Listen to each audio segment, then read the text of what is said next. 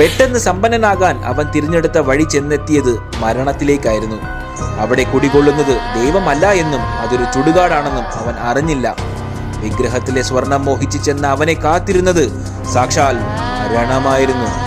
അവൻ നോക്കിയപ്പോൾ കണ്ടത് ദൈവം ഇരിക്കേണ്ട പീഠത്തിൽ പൂജാരി പൂജ നടത്തുന്നത് മറ്റാർക്കോ വേണ്ടി. കേട്ടു പഴകിയ കഥകളിലെ വെറുമൊരു യക്ഷിയല്ലായിരുന്നു അവൾ. വശീകരിക്കുന്ന ഉടലഴകുള്ളവൾ, രാജകുമാരിയെ പോലെ ചീകി ഒതുക്കിയ നീളൻ മുടി. പക്ഷേ അവളുടെ മുഖം കണ്ടാൽ ആരും നിലവിളിച്ചു പോകും.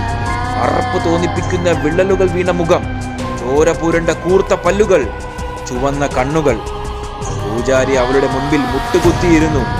ഒരു കുടം നിറയെ കട്ട പിടിച്ച ചോര പൂജാരി അവൾക്ക് നേരെ നീട്ടി. അവൾ ആർത്തിയോടെ ചോര കുടിക്കാൻ തുടങ്ങി. പെട്ടെന്ന് അവളുടെ ഭാവം മാറി. ഇര തന്റെ അരികിലെത്തിയെന്ന്